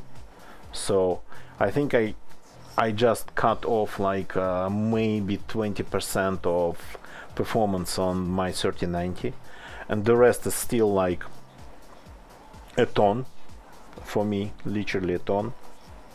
Maybe in games like Star Citizen, that at least I have,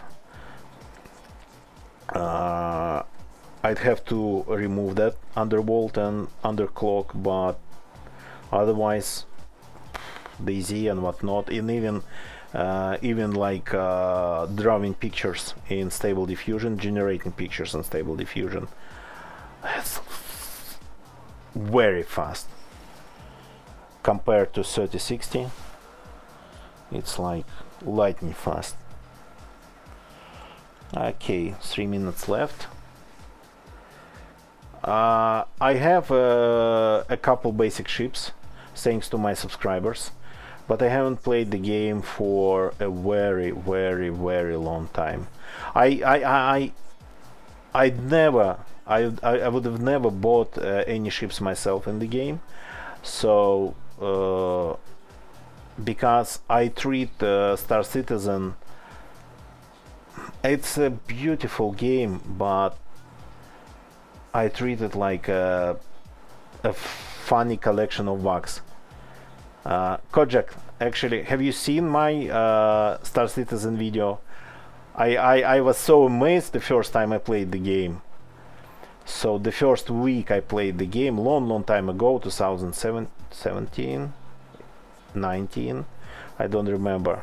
You know me, I don't do YouTube videos, but I made YouTube video with just consisting only of the bugs and glitches that I had experienced over that Free Fly event week.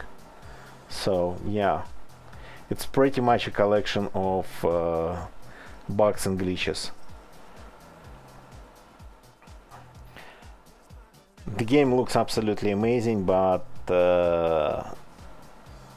I just when I play it, and I haven't done it for a very long time, I mostly just look for more bugs and look for more glitches. So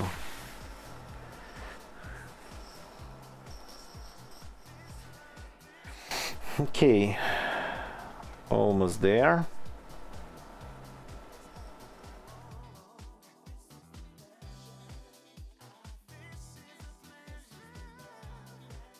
Just to see that number, just to see what's that number going to be, like a couple hundred.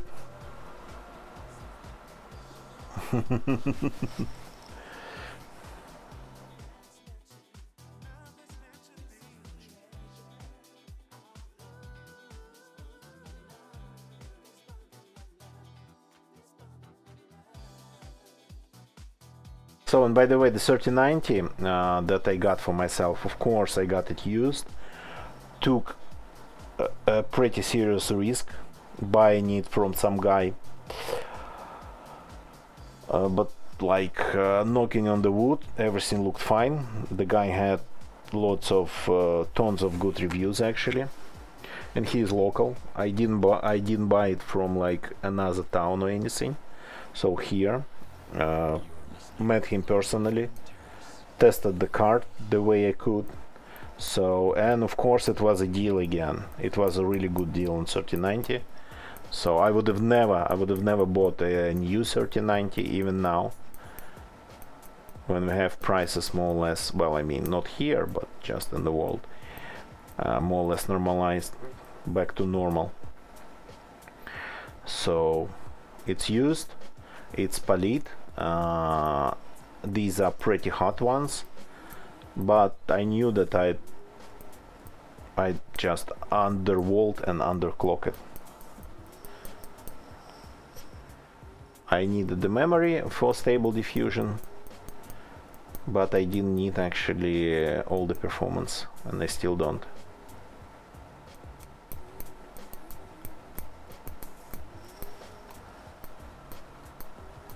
Okay, it's finishing its third pass, and that should be the end of it. And the temperatures, the max was 56 on one of the cores. That was the max during this test. Okay, we got 3000 points, 3400 pretty much, somewhere here on the bottom of the list. I've tested it already here, so yeah.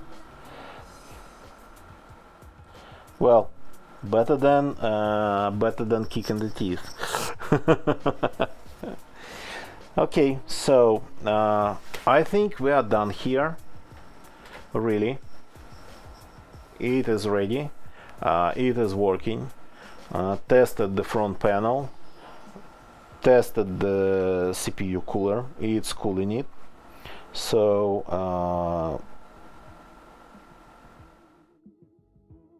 the memory I will test actually, because it takes time to do even one full memory mem test pass. It takes time, so I just leave it doing this overnight. As for other tests, you cannot see it anymore. Just give me a second.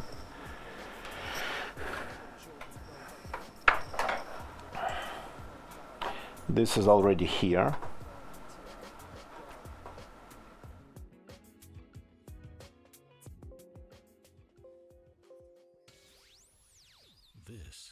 So this is already here. So and I'll try to just stream DayZ from this machine. Encode here, but using the video card, of course, NVENC.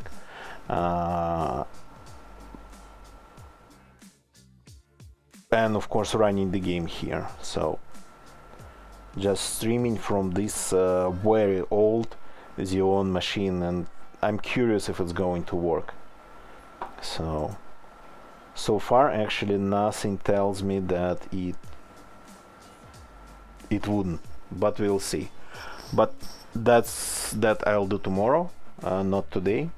And for tonight, this is it.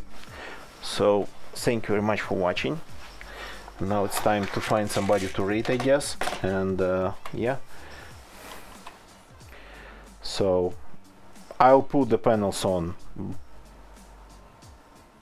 off stream. That's obvious. So I'm glad that everything worked, because I wasn't sure about the size of the cooler, especially cooler interference with the memory. I wasn't sure about the front panel, because it's no name. It's metal, good reviews, but still no name.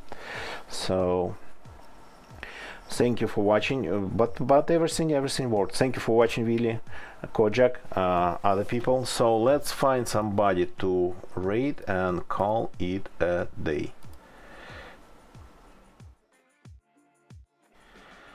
You're welcome, Kojak, you're welcome. So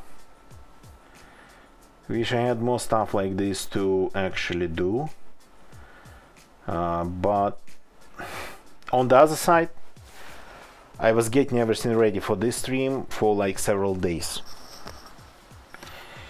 It's one thing to just run everything and play DayZ, and another thing to play this. Okay, science and technology. Let's see if we can find somebody working on some other PCs. Okay, PC building. Actually, that's the better way to do it. PC. Boo. You.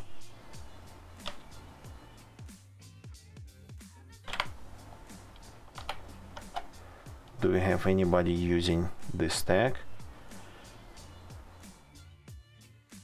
Yep, okay. Just give me a second.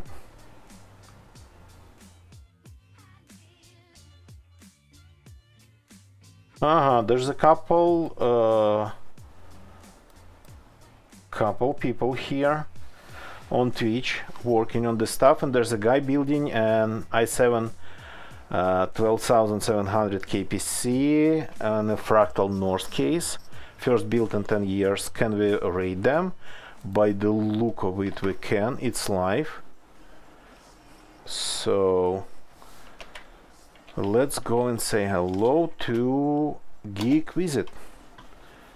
The link goes in the chat. Of course, that's only for Twitch viewers. Twitch viewers will be transferred automatically to the Geek Visit channel in a second. See you all tomorrow.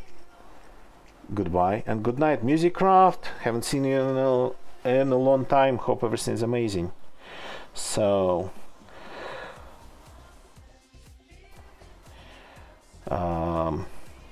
yeah, have a good one.